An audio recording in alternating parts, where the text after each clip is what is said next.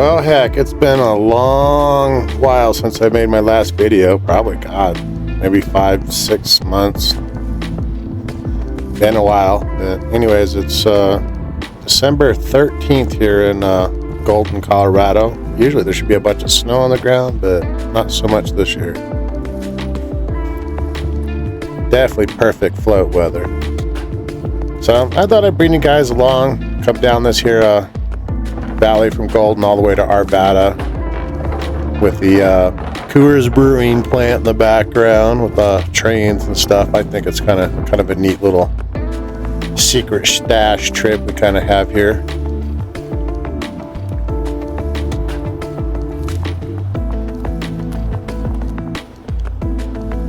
Finally put 3,200-ish miles on the board.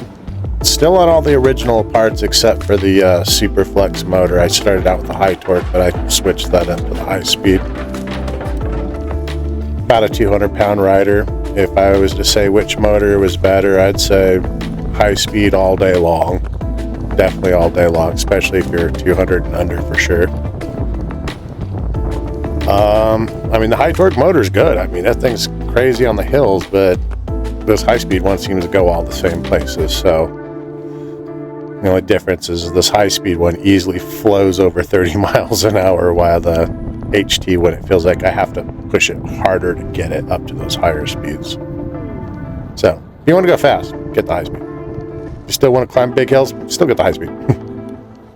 Well, that's been my findings from owning both.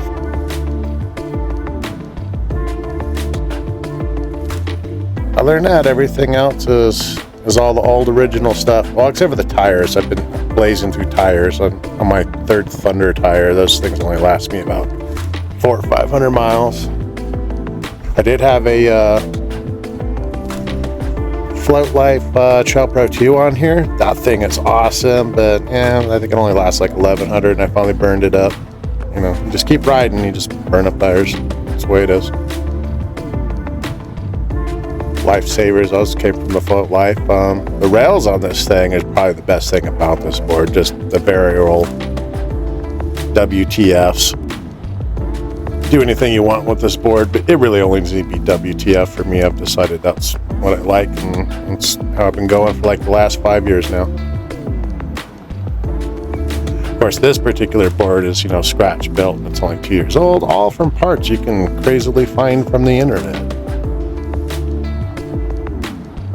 Front of the boards has got the Fungineers complete cast box with the Thor 300, the very first ones they were making. Thing's been bulletproof, works like a champ. It's on its third firmware. I'm on the latest firmware these days. And of course, in the back, I have my custom battery that was made at the Board Garage by Mario. Here he's not making batteries anymore, which is sad, but if you could have gotten a battery from him, best in the world, in my opinion. My battery will probably last beyond a decade.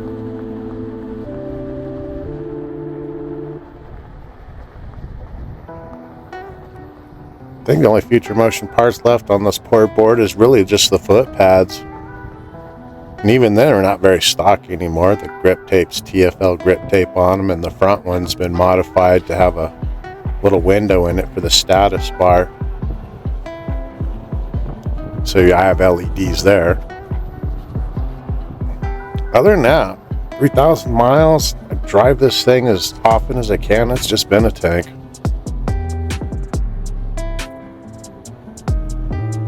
And I guess enough about the board. I mean, check out the scenery, it's mid-December. It should be like freezing. It's like 63 degrees. Normally it's like 32.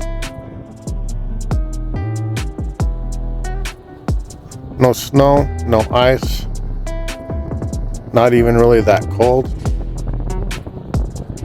Gotta take it while you can get it in this state, because wait a couple hours, you could have a blizzard and your skateboard's gonna sit, in your garage for, 2 months before you get to play with it again.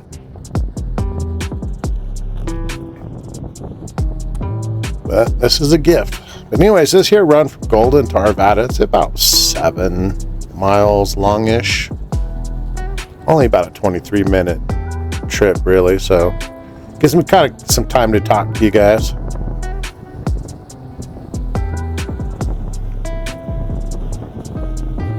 Of course, I'm not going to try to yap through the entire video, but maybe hear a bit at the beginning here, and then maybe a little bit towards the end. We'll see how it plays out.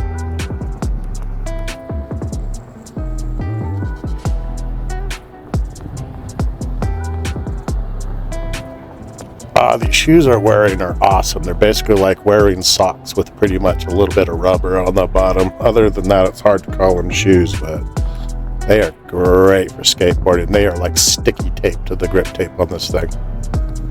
My feet do not budge. Even in weird situations where I like skip out on some sidewalk and skirt or something. Yeah, my feet and shoes go nowhere. Love these shoes. Just kind of thought I'd toss it in there. I don't know what they're called or where the heck I got them. My wife bought them for me, so I think she barely knows where she got them, but great shoes. Pretty durable. I've had them for about a year. Wear them almost every day.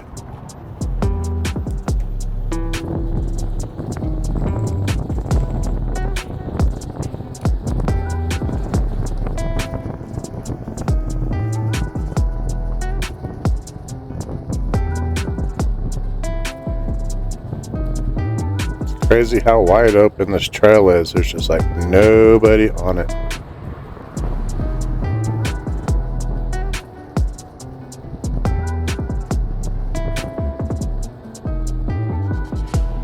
Nice and wide open, unlike the ski areas right now. Go up there, it's just a bunch of ants flying down the hill. Not to mention it's gotten crazy expensive these days.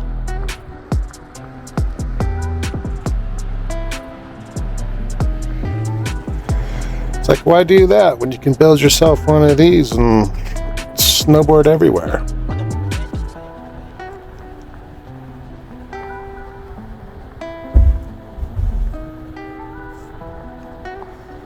And heck, this thing was relatively cheap.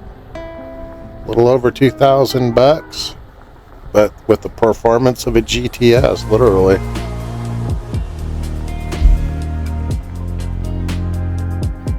Heck, maybe even better than a GTS. I don't know. I've never been able to ride a GTS. But I know what a Wampa GT. I fixed one for a friend not too long ago. And just after 2 seconds, I'm like, nah, this GT ain't even half the power of my Vesk board. So, Vesk all day for me.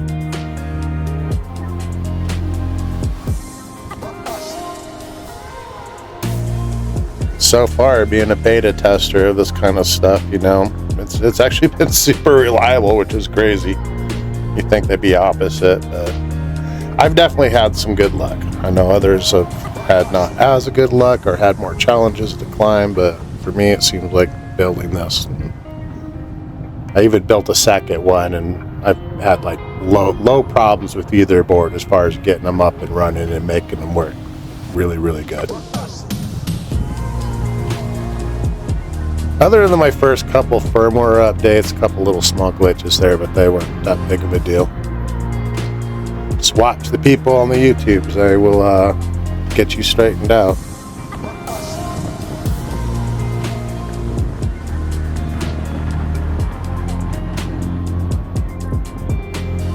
Probably one of the best resources for me probably was the Fungineers Discord. You know, you're building your own board and you're using Fungineers parts. Definitely get on that Discord. That Discord, there's a lot of knowledge there. A lot of people that have been there and done that.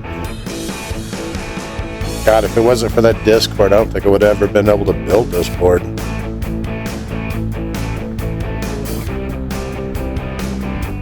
You know, and that was like, God, almost 2 years ago now. Now you fast forward to today, holy crap, I mean the resources are even more, and there's even fancier stuff you can build and blow the doors off of my board. But I don't know how much more powerful the damn things need to get. This thing's already got enough power to climb almost every hill. Limiting factors like tire traction at this point for me.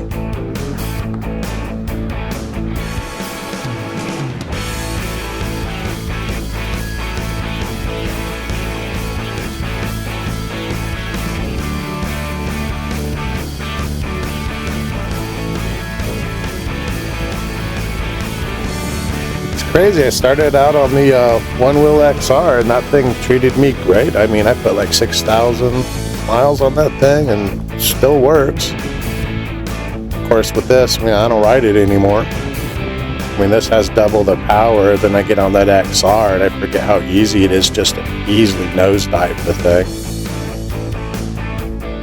And on this, it's like I've yet to nosedive it. Knock on wood, of course, but hopefully I see many thousand more miles and never see a nosedive in this one. My old XR, I can hop on that and almost do it every single session. Of course, I do have things on the front of it, so like nosedives aren't really a big deal. You just kind of roll on those fang wheels on that older board. But man, stuff's come a long way.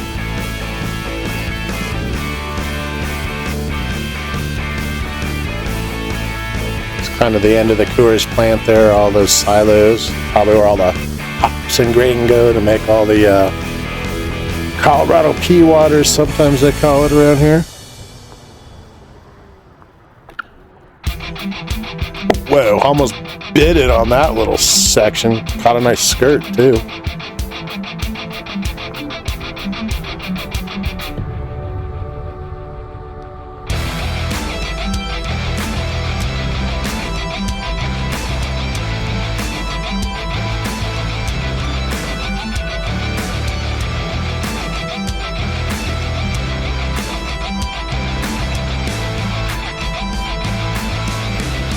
Definitely loving this board. That's definitely the greatest invention ever. 24 years of snowboarding, waiting in lift lines, paying absurd costs. Heck, I probably bought enough snowboards to buy 2 one-wheels. You know, now there's no lift line. You literally just open up the garage door, slap the board on the floor, hit the power button, go for an adventure. Definitely love floating. It's definitely replaced snowboarding for me. I used to be a big time snowboarder, but after they invented this 5 years ago, when I found out about it, it ruined me. Haven't been to the ski slope since.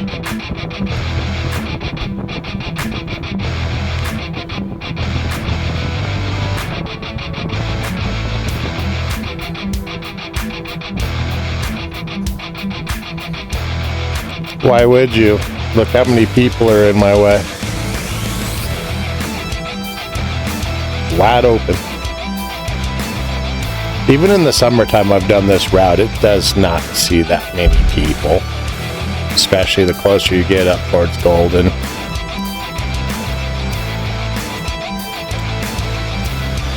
And Colorado is just loaded with all this these kind of trails. Like they're everywhere. I swear you can almost travel the state.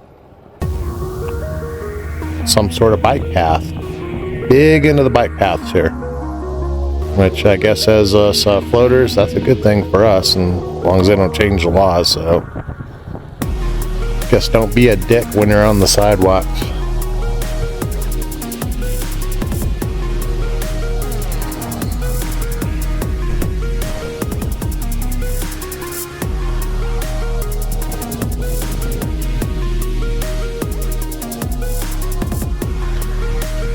Kind of getting towards the later part of this video, and God, man, it is so hard to find copyright-free music to use in your videos. God, and the stuff you can find, it is just goofy sounding stuff sometimes. So if you don't like the music, please forgive. That's what I have to use at the moment.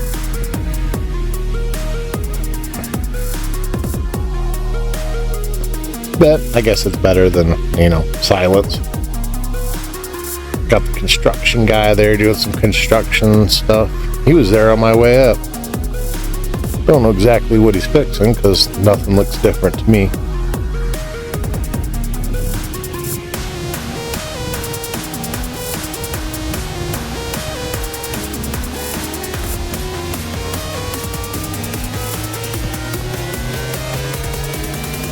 I guess I haven't talked about the range that I get on this board. It seems for me it's just been a solid 16 miles. plus or minus maybe 1 or so based on the temperatures, or if I'm riding fast, because if I ride this thing like I stole it, it goes a little less far, you know, maybe dips down into like the 14-mile range. If I ride it like I just normally do, just like I just got to get somewhere, 16 all the time. I'm sure if I babied it, I could probably squeeze an 18. But 16 miles, super consistent range of getting on this board. Even 2 years later, 3,000 miles of charge cycles on this battery. This battery's bulletproof, and still hitting that 16-mile mark pretty easily. Cool thing about Vest, though, if you run out of battery, you do have a way to kind of cheat to milk it the rest of the way. You can just lower the voltage, or in my case, my board will just kind of go to a 1 mile per hour and Captain Morgan and beep, but you can literally like roll it. Still better than carrying it. I've had to do that for a couple miles once. Every now and then you misjudge your power, but that time I did, and fortunately I did not have to carry the board. But it is pretty painful to go about 1.5 miles, 2 miles at 1 mile per hour with continuous Captain Morgan beeping. And of course, once you got to an intersection or something, I definitely had to pick the board up and obviously walk it across, because it's slightly slower than walking, but better than carrying the board. Just saying. All right, now with that thought done.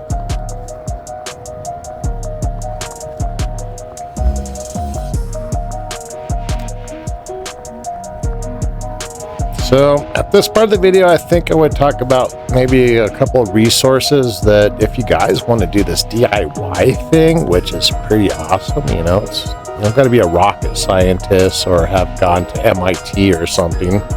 Heck, I never even graduated high school and built my own board, so it's obviously not possible. If I can do it, anybody can do it.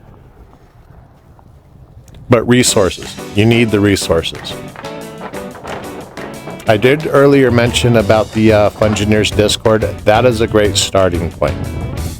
But there's YouTube channels you should definitely be aware of that, wow, that's some of the best knowledge base I've gotten on this whole thing, especially when it comes to the finer subtleties of it. Surf Dado, he is your number one guy. I think he is almost the god of Vesk. But if God had a partner in crime, it would probably be Mario Katinas of the Board Garage. You guys should be watching his videos because he has so much knowledge and information. And testing the boards. And the guy builds the best batteries in the world. Well, at least he used to. You know, with automation and stuff, and finally stuff catching up, I could see why he's not going to sit there and do 10,000 welds to make a flawless battery, you know. Can only make so many of those, I guess, before you're gonna get burned out. So I get you, Mario, but thank you for making mine. Got it, love it, and I'm sure it'll last forever. Yeah, man, there's for my, and you know, and everybody else on the YouTubes. I mean, God, there's so many people making great videos. I mean, God, check out Portuguese down there on the other side of the equator, stealing our summer right now. I mean, he's living it up, you know, making some good vids. Check his stuff out. No, I've been watching and liking it, so.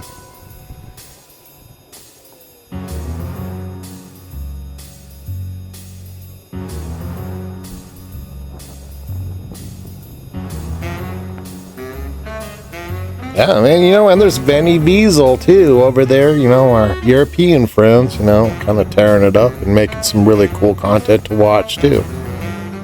God, that guy, he's better than me at creating content, because it's winter there in Europe, too, and he makes content all the time, so. Benny Wiesel, V, however it sounds. Maybe I'll put it down in the things at the bottom of the video. Probably not. Pretty lazy guy. I just like to shoot out a video once every so many months.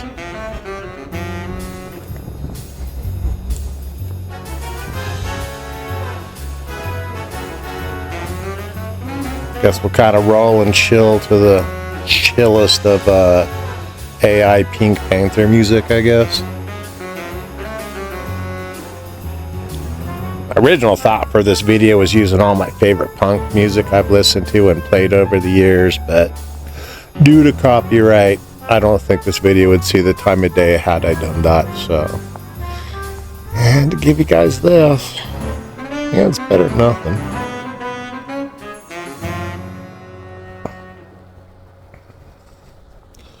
But either way, I thought I'd definitely show off the amazing December 13th Colorado weather, 63 degrees. But to be honest, I'm not doing this voiceover, and I think it's now like 5 days later, and it's freaking 7 degrees out, snow on the ground, and it sucks. And I'm just going to have to wait for Porchu Geek to give the summer back to Colorado. So until he's done with it and returns it back to the northern hemisphere, I guess it is what it is. But I definitely want to thank you sickos for just riding along with me this long and watching this video this long. And if you've watched it this long and you've not hit that like button, what's wrong with you? Come on. You might as well just hit the subscribe. You obviously got the same problem I do, so probably should just do that. Tap a couple buttons. Help a fledgling creator take off. You know, it's encouragement from the people that watch the videos that cause people like me to maybe even consider making the next one. You launch a video and nobody gives a flying F about it, you know, your chances of making another one, they go down pretty good. But I appreciate y'all. Thank you for watching. Float on, my friends.